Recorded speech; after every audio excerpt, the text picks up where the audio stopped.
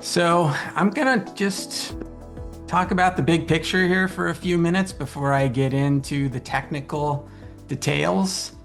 And because I do think that as um, your mentor, DR, the Van Tharp, and a mentor to me too, famously said, we don't trade markets, we trade our beliefs.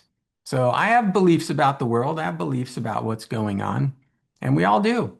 This is what it means to be human, is to have beliefs and to refine those beliefs with our interactions with the world and then learn and grow. So, going to talk about a little bit about what I think is going on. I think there's two big forces at work in our world right now that are driving a lot of our economic and social activity. One is certainly the debt levels that we're in, and particularly in the United States. I'm US centric, of course. And then also what's going on with AI and machine learning and generative AI and LLMs, et cetera. Quite a big issue and definitely impacting not only us individually and our society and our culture, but markets as well, obviously. So just want to touch on that a little bit and frame up what we'll be looking at in terms of the charts and the technology later on. So let me get started here.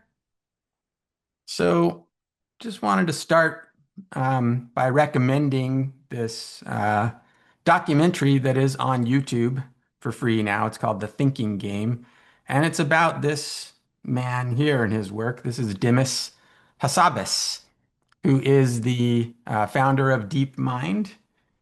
He's a brilliant um, technologist and thinker.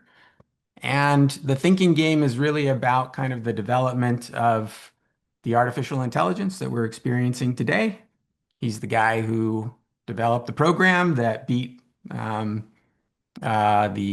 Go players and that eventually solved the protein folding program. So problem. It's a really great documentary. It is done by NFL Films, so it's or by a gentleman who cut his teeth at NFL Films, so it's quite hagiographic. But I really recommend the movie to understand the power of what's happening today. Um, and then I'm going to just play a short clip from Dimas Hassabis here speaking to a Bloomberg reporter at Davos here in just the past few days. So let me jump over to that now. Hopefully the audio comes through. Okay, here he is. I'm going to make this full screen and just play this for a minute. You helped define AGI. You have said we have a 50% chance of getting there by 2030. Is that still your timeline? It is. And is AGI still a useful target for you? I think so. I think it's that is still my timeline.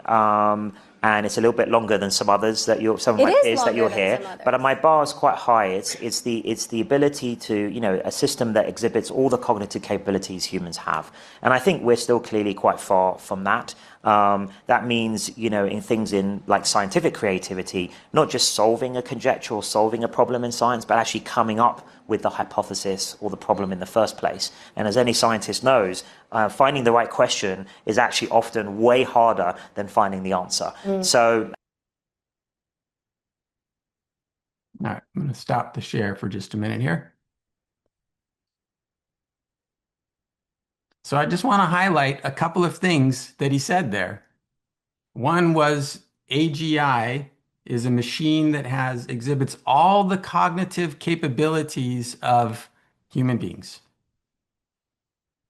All the cognitive capabilities. And he said he's conservative, more conservative than his peers. He doesn't think this is coming until 2030. And then he said that it's much harder to ask the questions than it is to find the answers, as any scientist knows. And this is the issue. The issue is who asks the questions. The machines don't ask the questions. People ask questions. The machines don't ask the questions because the machines don't care about the outcomes. It's people that care about the outcomes.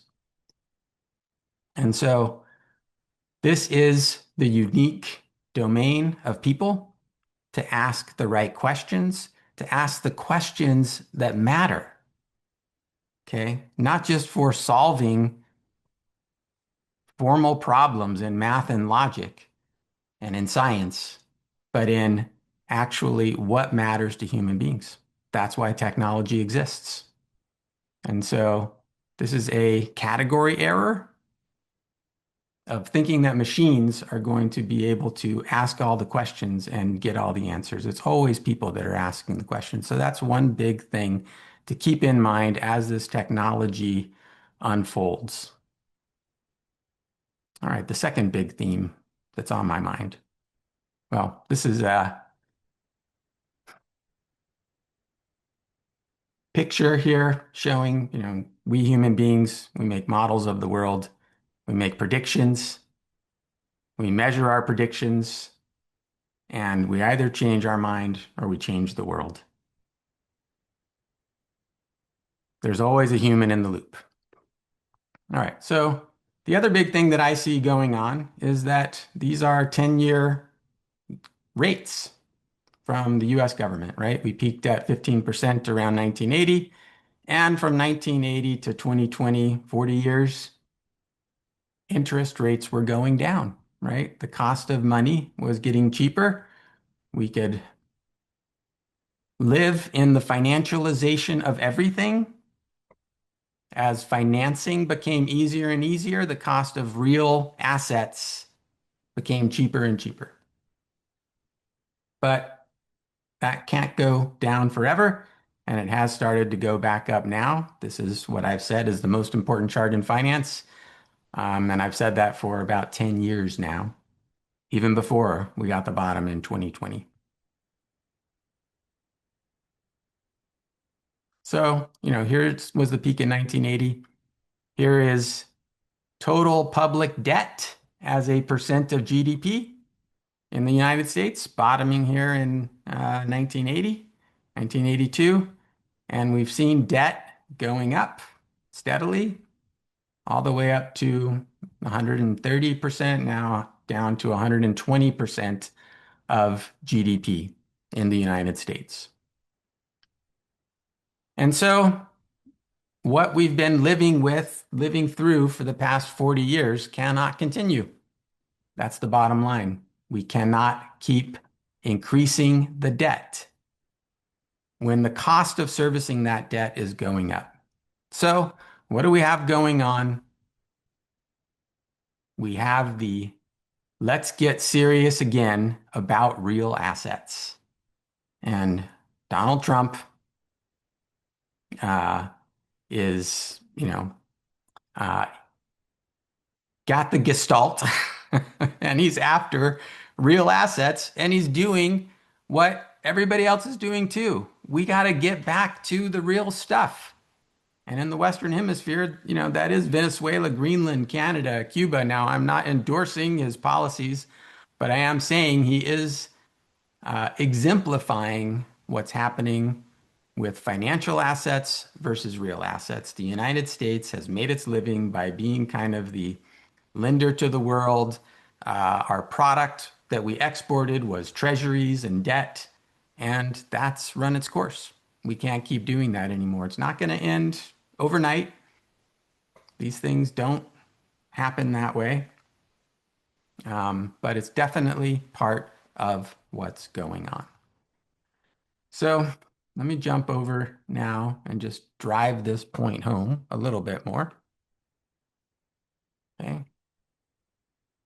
So these are some share of net worth held by what percent of the population, okay? So this is the share of the net worth in the United States held by the top, 1/10 of 1%, okay? So this is the 1,000, every 1 in 1,000. That wealth, has been growing steadily, especially since 2008, 2020, COVID, et cetera, currently up to 14.5% of the wealth in the United States held by 1/10 of 1%. Going up. Okay. This is the top 1%. Okay. Not 1/10 of 1%, but top 1% also going up, reaching 31.7%. So 1% of the population controls a third of the wealth in the United States. And you see how that's been going up and up and up.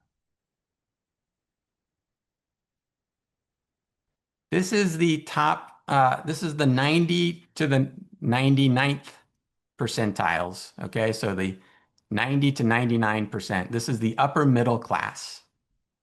And we saw it, grow up until 2008 and then peak in 2010 after the global financial crisis, and didn't go anywhere, and then has been going down steadily and kind of tapering off now at about 36%. So the upper middle class is not feeling great right now.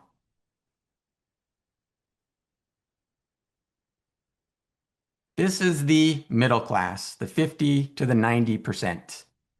And we can see, sadly, that for going on as far back as this data goes now, the middle class has not been accumulating wealth in the same way that the extreme 1% has.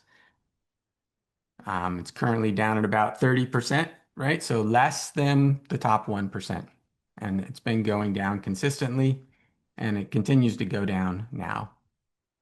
And then finally, we have the bottom 50% controlling a total of 2.5% of the wealth. So 50% of the people have 2.5% of the wealth in the United States versus just 1% of the people having 32% of the wealth.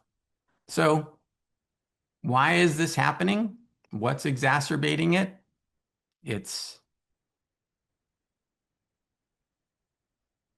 largely this financialization of everything and the financial assets going up in value, and those who don't have the financial assets not going up in value.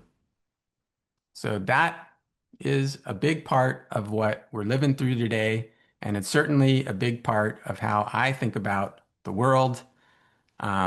Here is the Fed, the debt to GDP here, again, currently at about 118%. I don't know how meaningful the cycles are in this, but I thought it was an interesting cycle here that is about 100. I think this is quarterly data, and certainly forecasting that's got to start coming down. Okay. So here is the Fed's balance sheet. I've been talking about this a lot. We had the 2008 financial crisis when the Fed started buying treasuries and mortgage-backed securities and pretty much didn't stop until taking on $9 trillion on their balance sheets in 2022, and then doing some letting those roll off the balance sheet until lately, where we've started to buy treasuries again, and particularly buy treasury bills. And if we look at that on the cycles analyzer, I just thought this was interesting. Same data here, right? Currently at 6.6 trillion. All of these cycles are pointing up. So again, I'm not clear how valid this analysis is, but I just thought this was interesting and worth looking at. That pretty much if you do a cycles analysis on the Fed's balance sheet, every single cycle detected is green or turning green, which means that the Fed's balance sheet is, according to the cycles, got some serious tailwinds and could expand dramatically. The Fed could really become the buyer of last resort. We could see this. I don't know. But still, it's very important to understand that the Fed has been the buyer of last resort of treasuries and mortgage-backed securities and has suppressed price discovery. Okay.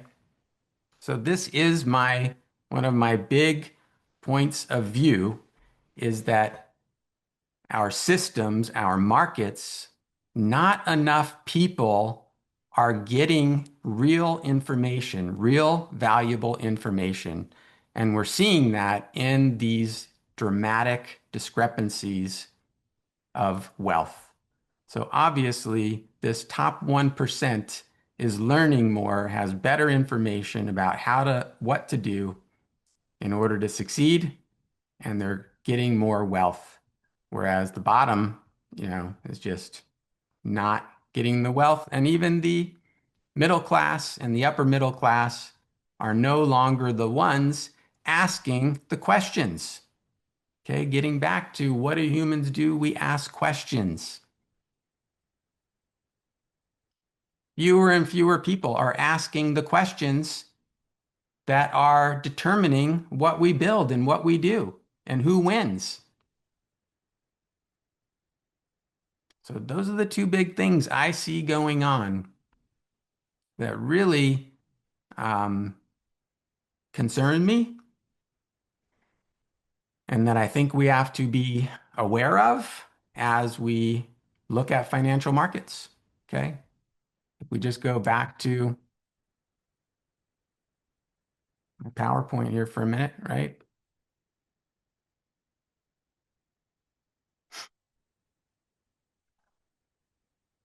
We've got, again, the end of the financialization of everything, the cost of debt going up, and the fewer and fewer people, being in control of the technology that is ultimately driving our economic systems and driving our markets. And by the way, here's a little chart of the Goldman Sachs, Morgan Stanley, and JP Morgan Chase over the last 6 years. Goldman's equity machine leads Wall Street.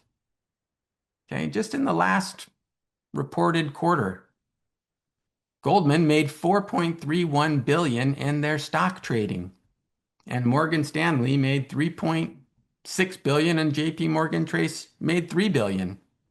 And these guys never have a losing quarter. Look at this, back to 2019, right? Okay, you only made $1 billion, but now that's going up and up and up and up. Why? Because fewer people have the ability to ask the questions and have the information, have the learnings that everybody needs, not just the top 1/10 of 1%. And that is what we're seeing here. And that's what really concerns me.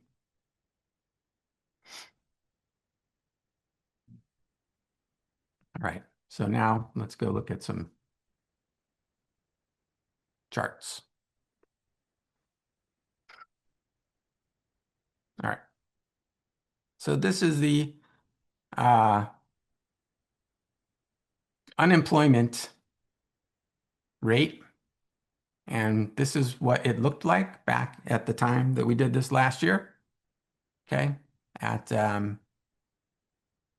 me zoom in here, right? And there's a clear, strong cycle here, the 67-month cycle. This is monthly data. And even back in last year, we looked at it and we said unemployment is likely to continue rising. And indeed it did. And that trend, I think, has some more room to run. So if we update this, okay, we still see this strong 67-month cycle, and pretty much every top cycle here is pointing up for unemployment. So in terms of what the Federal Reserve can do, of course, they've got their dual mandate of maximum employment and price stability. And it doesn't look like unemployment is coming down for quite some time. And part of what's going on with the machines, automating a lot of jobs that particularly the white collar workers have been doing doesn't bode well for employment either. And I don't see the jobs coming back in manufacturing yet. We'll see. We can talk about that. But I think unemployment is still at risk of rising. And this has been a pretty darn good cycle. Here's the CPI cycle. Also in that 5 to 6 year range at 64 months. This is where it was at the end of last year, right? Coming into a bottom here. So maybe we got a little room left, but not much. And this cycle is clearly now pointing up. Okay, and if we bring it current,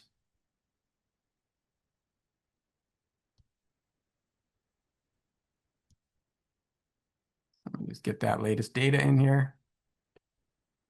There we go. We still have the 64-month cycle here in CPI, and we can see that the momentum has been, is moving up. I can zoom in a little bit here, right? So momentum is moving up, as is CPI, and this is likely to not come down over this year and next year. So I think inflation is going to be tough to slay. Okay. We also have PPI, producer price indexes. This was the forecast last year at a bottom, likely to keep rising. It did. And if we update that, we can see the momentum is still continuing, and the 64-month cycle is also there, that 5 to 6 year cycle. And producer prices look like they still have some room to run. And then lastly, the bright spot in the inflation narrative last year was shelter or housing. And, we said that looked like it had some downside ahead. And indeed, shelter pricing, shelter inflation has come down, but is now hitting a bottom. And if we look there, okay, momentum is still clearly coming down. The 65-month cycle here, okay. So yeah, that is coming down sharply, and we'll see. Maybe it will continue down, but I think that it is coming into a bottom, and there's less room for this to continue to decline. Meanwhile, if we look at some of these other cycles, we'll see, maybe a little more. That momentum is coming down sharply. All right, so I'm focusing on these because they're economic cycles. I think they inform the big picture. I think they inform what the Fed can do. While we're here on the subject of real estate, I want to briefly look at the only data series that I could find for today on residential real property prices in the United States here. And so I grabbed this data and put it in our cycle analyzer to look at the real estate cycle. This is quarterly data, and we see it here at 68 quarters. And if we divide 68 by 4, we get 17. 17 years. So I do think this does show the 17 to 18 year real estate cycle, peaking in 89, peaking in 05, and peaking in likely about where we are now, and certainly momentum declining on that. And even if we put in the second cycle, which is half a harmonic, the 35, right? Also pointing down as well. So the real estate cycle, we know our friends at Property Share Economics, Phil Anderson and Akhil Patel, have been sharing their work with us. Of course, this work goes back farther than them. Dewey did some of this work, and the real estate cycle definitely does seem to be in danger, which wouldn't, be inconsistent with what? With this, okay? Money's getting more expensive. We know that. So that's broadly, actually, let me just go back here because this is something I really was impressed and appreciative of the work of Michael Howell this year. I really learned about his work. Very happy to report that he will be with us in New York City for Cycles in the City. And Michael Howell tracks liquidity cycles and has tracked this 65-month liquidity cycle. And in the United States, showing that the liquidity cycle in the United States has likely topped 65 months. We've seen that before. Michael's thesis is that this is basically the refi cycle, and liquidity goes up and then starts to tighten up because basically all debt has to be recycled every 5.5-ish years, particularly in the United States. So it's interesting that this liquidity cycle is also 65 months, right? Where we see these 65 months here in PPI, CPI, unemployment, shelter, CPI. So as liquidity starts to tighten, right, these cycles put upward pressure on inflation. And I think that Michael Howell also has a beautiful and very useful asset rotation strategy based on where we are in the liquidity cycle. And here we are in this risk off or speculation phase of the liquidity cycle, not yet to the turbulence. And where do we want to be in this part of the cycle? Commodities and eventually more cash and bonds as the cycle goes down over the next 2 to 3 years.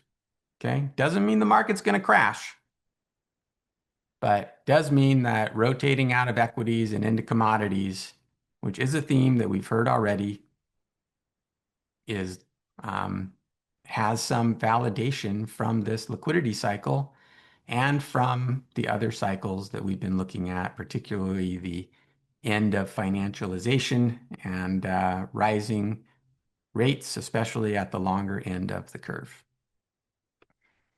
Again, Michael Howell, thank you. These are charts that he's shared publicly, and I'm sharing his work that he has shared publicly. He's a friend of the foundation. Again, he'll be joining us in New York City. And so, as we see the speculation phase here, more commodities, and in terms of industry groups, energy and commodities and defensives. Green light for the speculation phase. So that is the big picture that I see.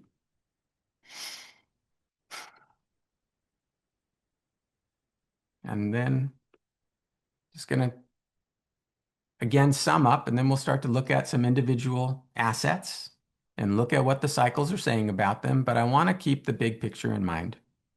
And the big picture is that our systems aren't really working like they should. Okay, I do think that we are in the fourth turning that Neil Howe talks about.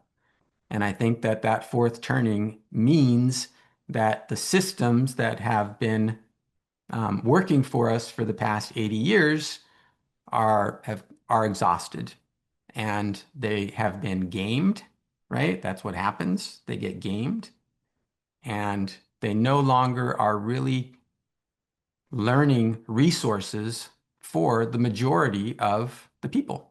They're learning resources for the people who have best gamed the system and who are in control of the information. So I think that is where we are.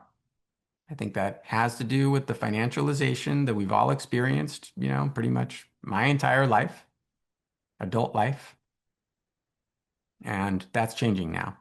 And we don't know what it looks like on the other side, and nobody really wants to find out because there's going to be some pain involved. But people are in pain already.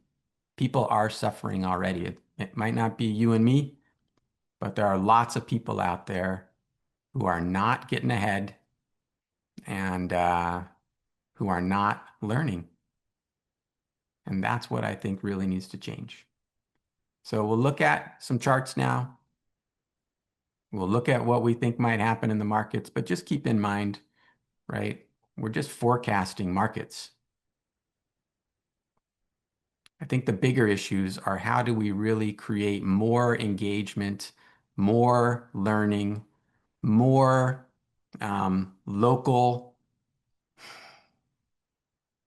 information so that more people can thrive and succeed.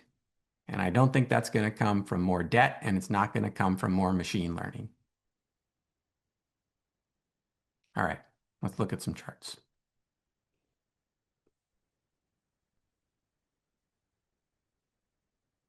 How am I doing time-wise? Okay. All right, so first I would just want to highlight some of the great work that's been done this year in our cycle analyzer. So let me just go to the scanner here. And I'll just put in any ticker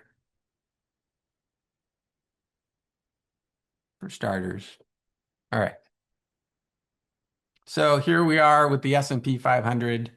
And one of the things that we did this year was we added this stability score. And this was a real innovation in cycle analysis and something that I have come to rely on more and more in my own cycle analysis. So this is daily data on the S&P 500. And of course, we've got the 185-week cycle here, the 42-month cycle, and stability score of 67. So we'll keep an eye on this stability score as we look at cycles here for the rest of today.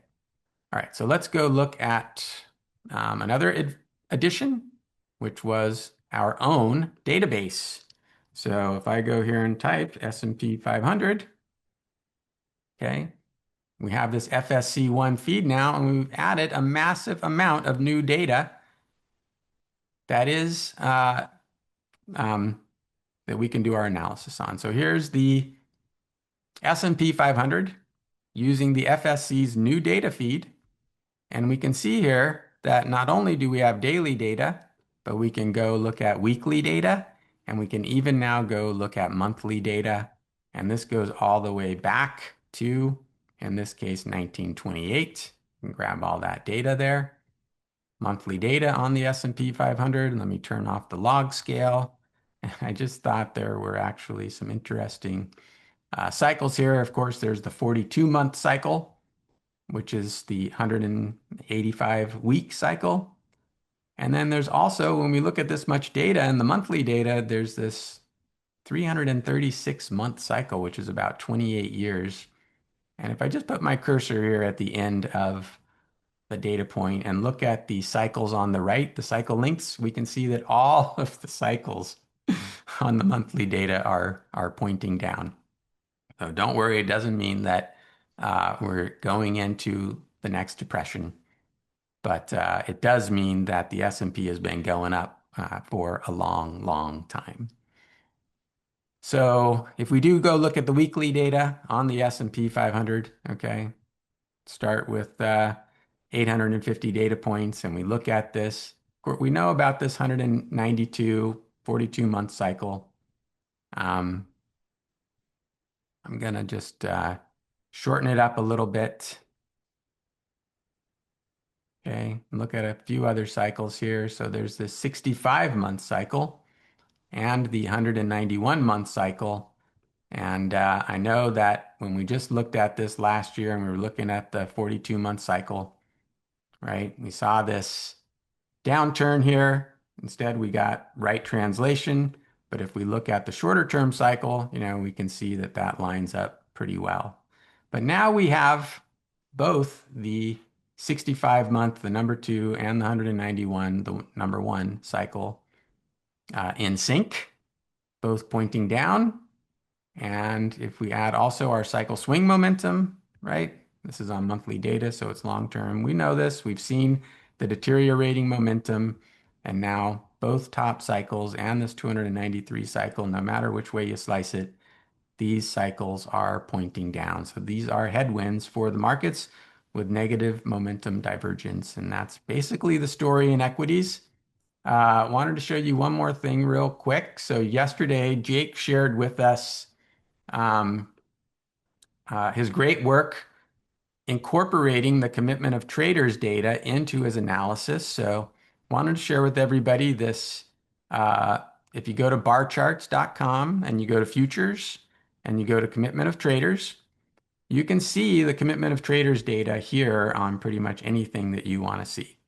So if I go to indices such as the S&P 500 here, and just going to close that bottom one. So we have, let's get 5 years here of the S&P 500.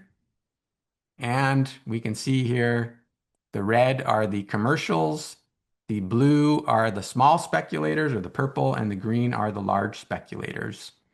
So if we zoom in on this a little bit more, Jake wisely focused just on the commercials, so we can actually go here to the settings and just look at the commercials and what they're doing, okay? And we can see that commercials have been selling the S&P 500 through this rally, and they're now net short after they were net long back here. So commercials, not throwing in the towel, but not bullish on the equity indexes. So that lines up with the cycles as well, and I think is another caution sign for equity markets. Word from Bill Cerubi yesterday. We'll talk with Jake and Bill again later today, but I think all of this continues to be a caution sign for equities. All right, so I wanted to also look at gold. Okay, so again, I'm going to go to our data search here and type gold spot. And I can see this XAU USD. Click here on the daily data.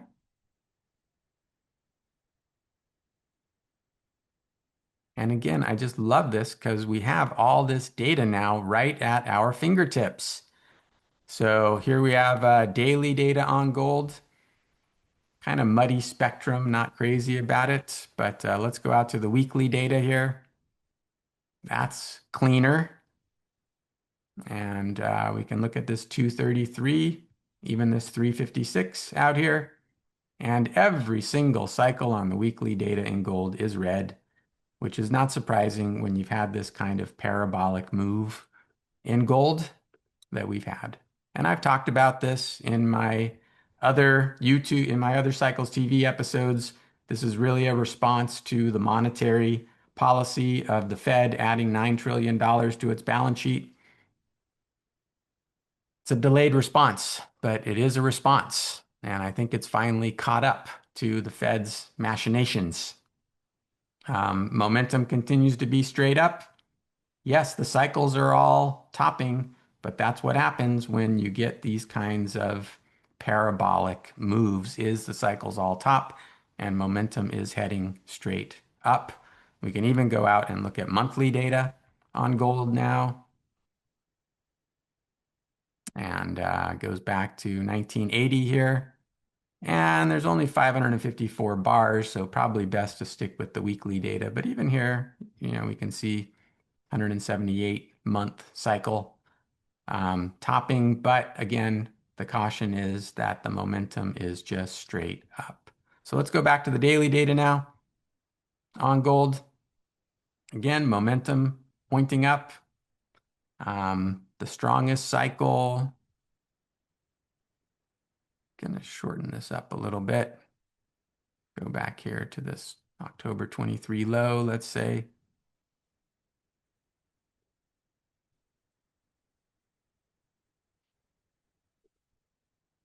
Got 132 period cycle.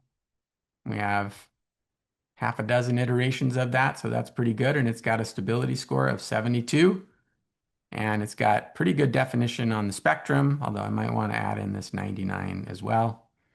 So momentum still going up, and on the daily cycles, it does look like there's a little more room to run. And if we jump over here to bar charts and we look at the commitment of traders data on gold, so I think it's all up here still. I can go to GC. Yep. Okay, and then here we are. And we can see that the large speculators are long because they're trend followers, right? Small speculators are getting a little more bullish. And the commercials, oops, actually, we're going to turn that one off. Commercials have been selling and are happily selling. They were selling back in here in 2022, and they're happily selling at these prices. And if we look at the small speculators, we can see that, look at them alone, they're getting bullish. So I'm not a buyer of gold here.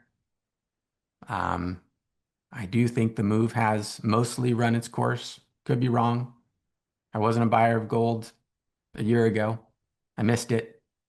I mean, I did own some gold, but wasn't expecting this move. But I'm really not expecting it to continue for 2026. If we look at silver, it's a very similar picture. The other big thing I want to look at is treasuries.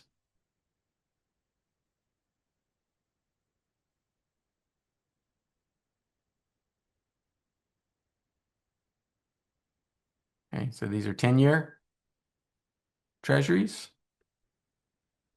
here. Weekly data, sorry. And last year we looked at these two longer cycles, 377 and 231, and I think we actually used all the data.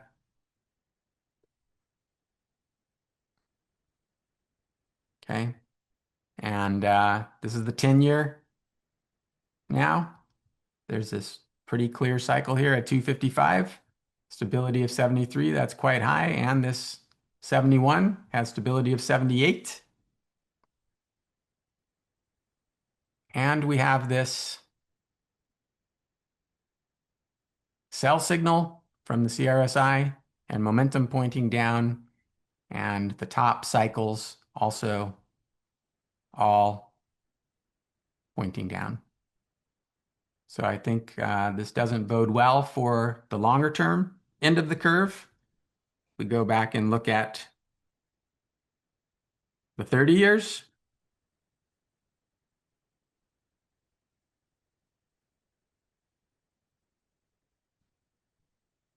Again, using all the data I can get my hands on here. Similar picture. Similar cycles. And momentum coming down and cycles coming down too. So this does concern me for the longer end of the curve. If we look at the 2-year,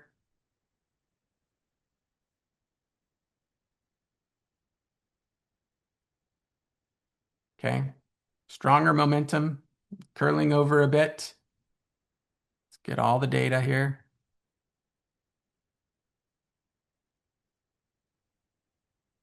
Okay, so not as much of a headwind from the cycles as we see at the longer end of the curve, which isn't surprising, but I do think, and the 2-year I think is the best tracker of predicting the Fed funds rate. And I don't think it bodes well again for, we've seen the inflation cycles up, unemployment cycles up.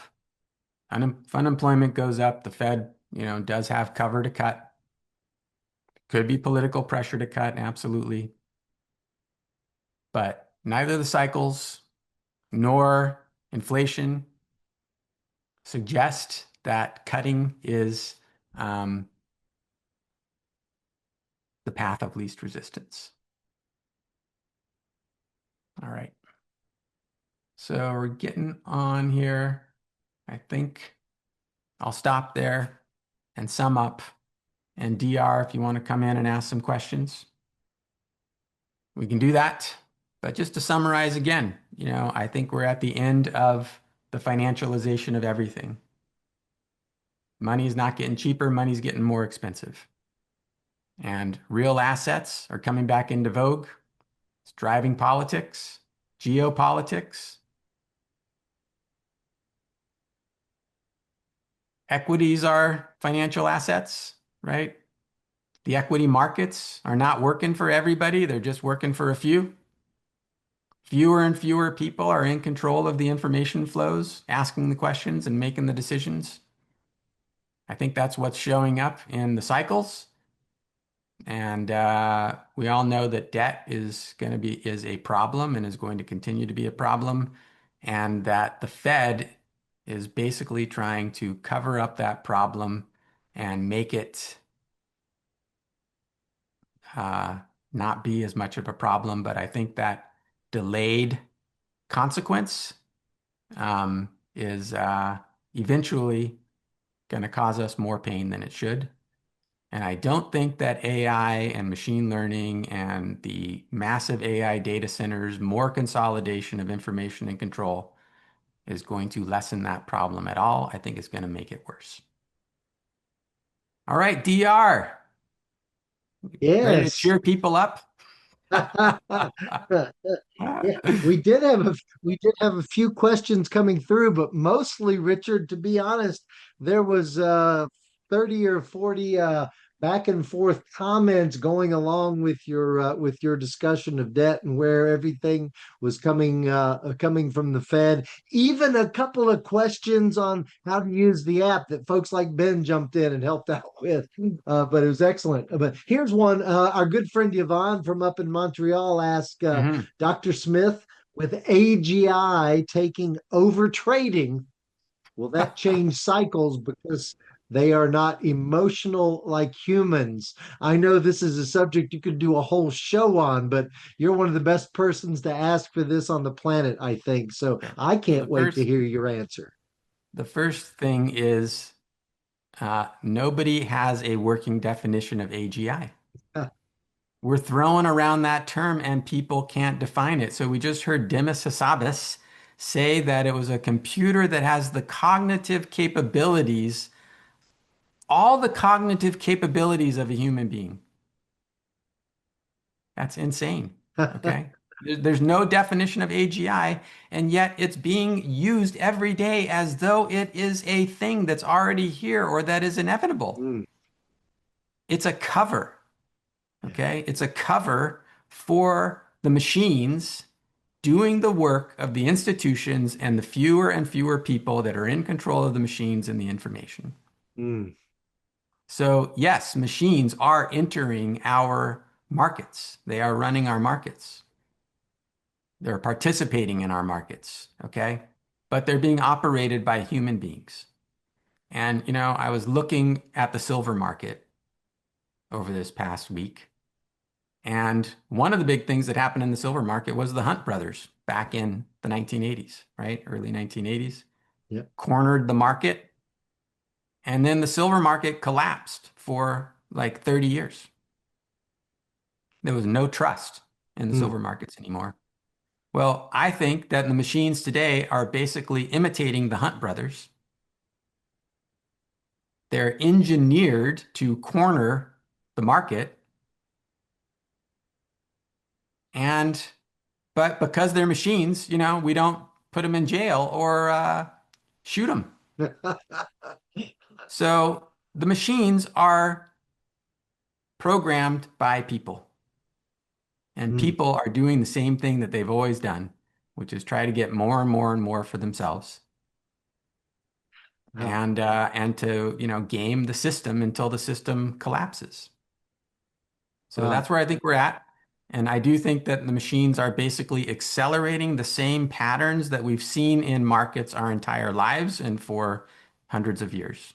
And mm, those are disparity of wealth, I'm afraid, and fewer and fewer people gradually trying to get control until it becomes untenable and there's some kind of collapse or revolt. I think it's a very insightful thought, Richard, that it's still human being emotions are behind the machines and behind the AGI, behind any artificial intelligence we're looking Yeah. at. So cycles may get moved around a bit because of the speed of action. Amplitudes are certainly getting higher. That's one of the things I'm And seeing, but the it's a things are very, happening faster, right? Time yeah, is speeding up, yep. so to speak. Very insightful. We got some very supportive comments, Richard, from several, from Donna, from Smiles. Lots of people giving some good comments. But it's Good. probably getting to be time for you Yeah. to bring Ron over, so we'll have plenty of time for our roundtable at the end. Well, I hope I've given everybody some food for thought. I did just want to say we have made a lot of advances in the technology this year. I think the stability cycles are very important. I think the number one stability cycle, if you find a a cyclic RSI buy signal at a cycle turn point on the number one stable cycle, that's something you definitely want to pay attention to. And let me just show one thing real quick, DR, as an illustrative example of that, like how powerful this is. Um, here's one right here where the number one stable cycle, is the 302. And right down here at the bottom, say in the bottom 10%, you got a buy signal from the cyclic RSI here. And when you get these combinations of the number one stable cycle, especially if it has a stability around 80%, and you've had a few iterations of that cycle, and then you get one of these cyclic RSI buy signals, that can go on for a Mm. very long time. So I'll just show you that in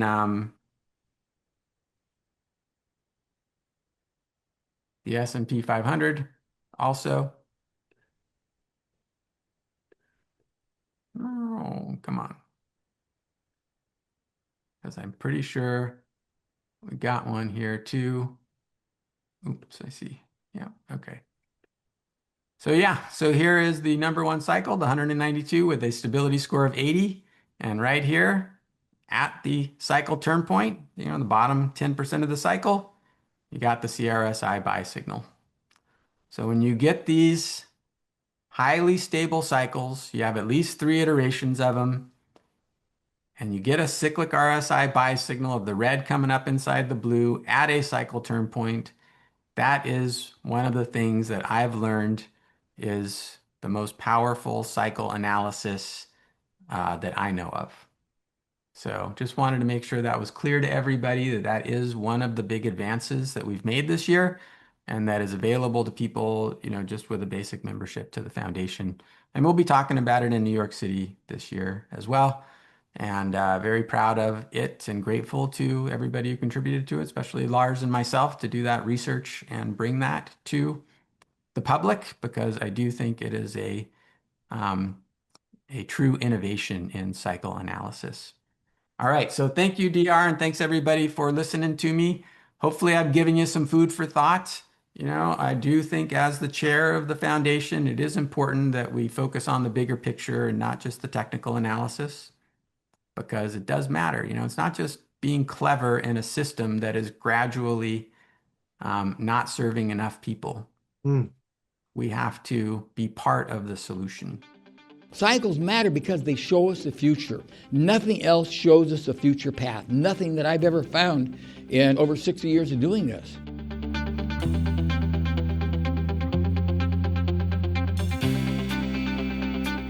Foundation is bigger than markets, right? It started out bigger than markets. It's still bigger than markets. It's bigger than us. There is no such thing as a black swan. It is merely a cycle that was not forecast or anticipated.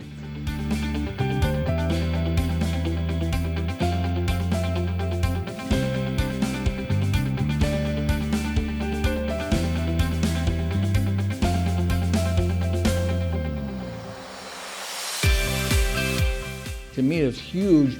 If I can get a glimpse of the future, just a little bit of the future, I'm way ahead. I think that the Foundation for the Study of Cycles has a role to play in both bringing technology to the world, but also really emphasizing agency and human agency.